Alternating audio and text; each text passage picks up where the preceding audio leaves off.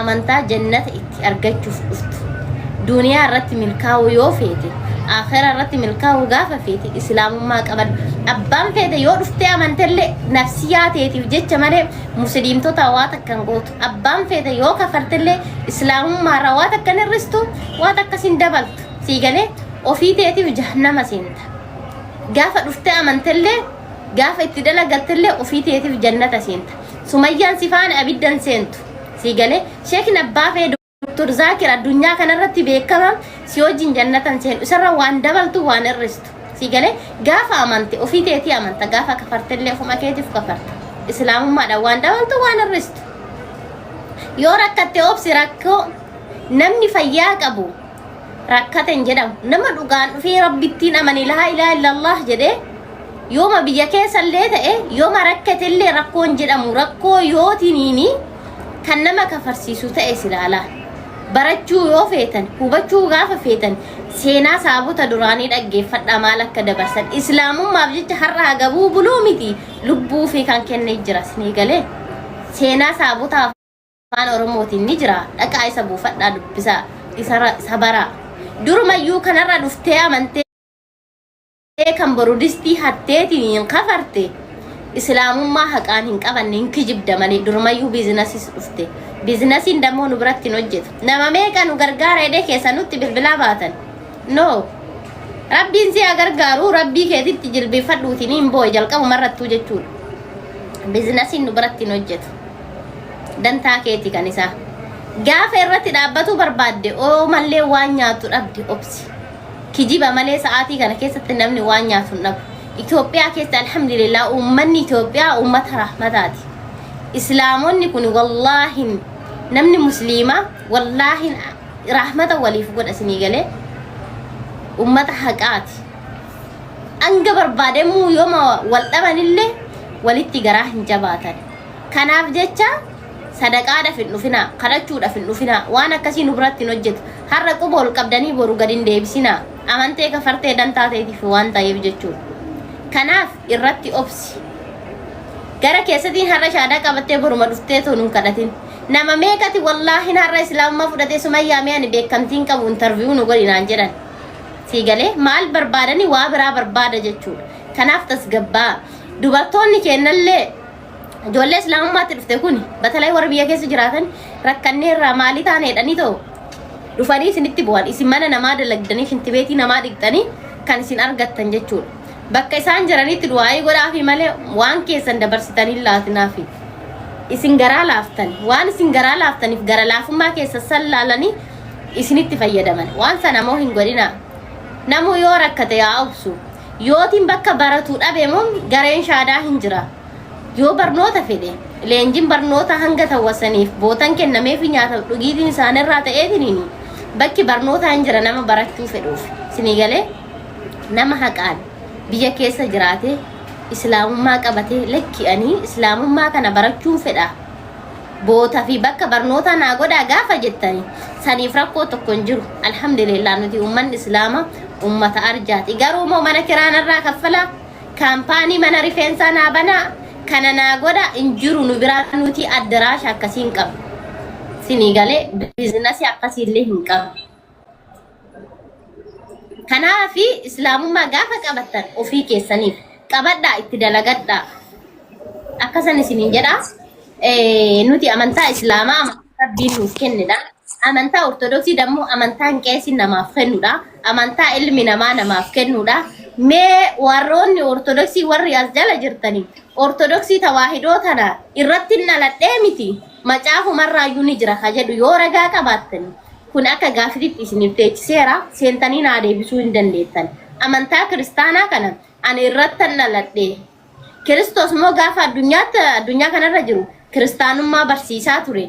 Nuti amantaa dhalootan arganne gaafa jettanii koota deebii naa deebisa. Amantaa yeroo keessa guyyaa keessa argattaniidha malee amantaa irratti dhalattanii miti.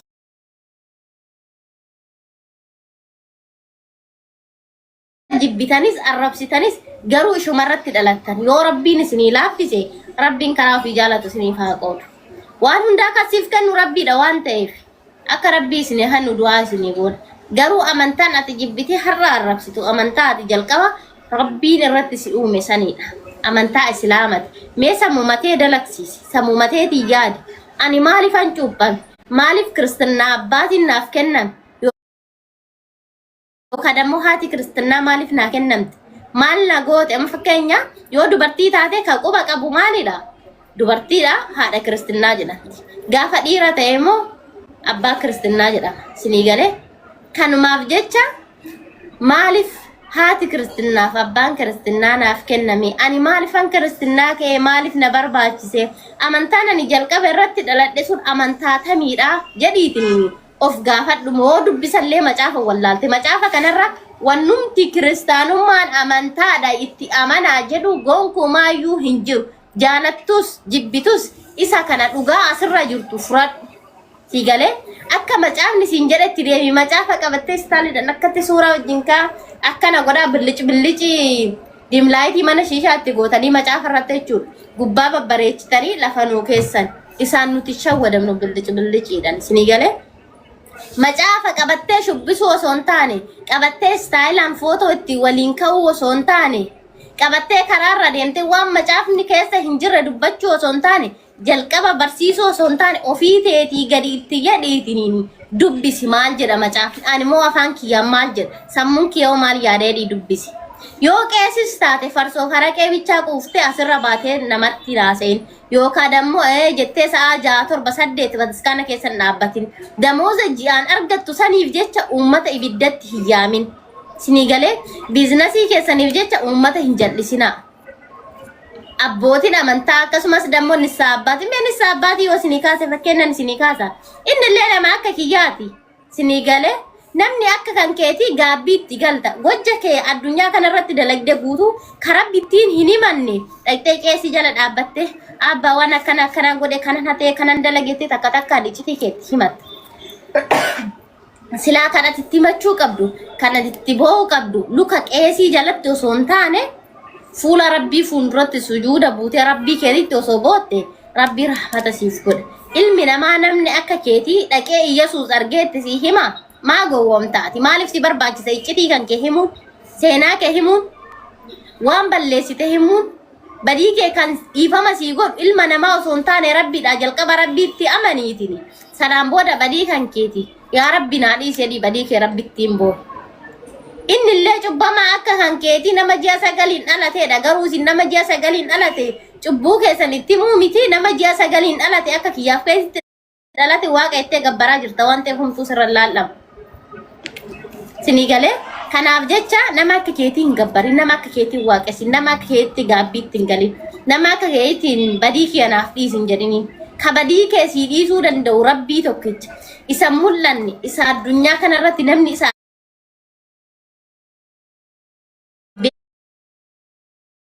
beeku hin mul'atullee. Sigalee dukkanni kamiyyuu isa argee hin beeku namni illee isa dhaqqabee hin beeku walaa nyaanne hin dhugne hin uffanne hin fincoofne qaama saalallee hin qabu. Dubartii irraa qaama saalatiin isin dhalatu Waaqayyoon.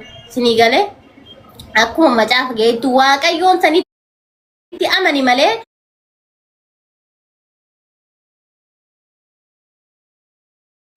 isa akka kan keetitti nyaatee dhugee isa torbee takka guunnan akkuma daa'imman sa'aatii ammaa keessatti hospitaalatti kittaannattu isa kittaannate sanitti amanin. Sigalee isa Waaqayyoo dachiif samii uume isa Addaamiif waan uume isa Iyyesuus addunyaa kanarratti erge isa Iyyesuus waaqessaa ture isa Iyyesuus itti ol fudhatame isa Iyyesuus badii koo naa dhiisi jedhee kadhachaa ture sanitti amani malee jechuudha. Kanaaf ilma namaa nama akka kan keetiin harma dubartiidhaa hodhee mee Waaqayyoon harma dubartii hodhaa mee Waaqayyoon qaama dubartii keessaa dhalataa subhaanallah. Yoo macaafa dubbisuu wallaalte akkanumatti mee sammuu keetii yaadi Waaqayyoon akkamitti dhalata dubartiin akka kiyyaa akkamitti deettee kan inni deette moo ka'eetiin waaqessa mee ofuma keetii of gaafadhu. Yoo macaafa dubbisuu wallaalte qubee yoo addaan baafatu wallaalte jecha qeesii qabattee hin deemin jecha paasterii qabattee hin deemin uummanni biizinasiidhaaf dukkanatti si waamaa jira. Isin dammoo biizinasii san jala hin deeminaatini lubbuu tan teessan uummanni biizinasiidha ittiin bitatee boru jahannamatti isin oofaa jira. Akka rabbittiin amantanii waaqayyoon dhugaadha rabbiin dhugaadhaan sagaddanii fi macaafa dubbisaa dhugaaf dhara addaan baafadhaa jecha namaa hin deeminaa naman sodaatina rabbiin keessan malee namni maal laan jedha abaluu maal laan jedha hiriyoonni tiya maal laan jetti siigalee maatiin kiya maal laan jedha isa san of keessaa baasa gaafa ati dhugaa qabatteetiin hin deemte yeroo kamuu mo'ataa taata yeroo dhaffitnaan baay'atullee yeroof mo'ataa taata amantaan islaamaa amantaa haqaati amantaa biizinasaa osoo hin taane amantaa jannataati jannata argachuu yoo barbaadde koottum distii hatuu yoo barbaadde achuma taa'i alleke kanaadha kara gaafii kiyyaattan deema namni gaafii kiyyanaa deebisuu barbaaddan yoo jiraattan kiristaanummaa irratti dhalatte moo qeesitu siif kenna moo guyyaa keessa argatte kiristaanummaa kana eessaa fuutan eessaa dhufe kun gaafii kiyya kiristaanummaan eessaa dhufe eessaa fuutan eessa hoo isin geessa namni deebisuu barbaaddan ijoolleen kiristaanaa ulaan isiniif banaadha alleke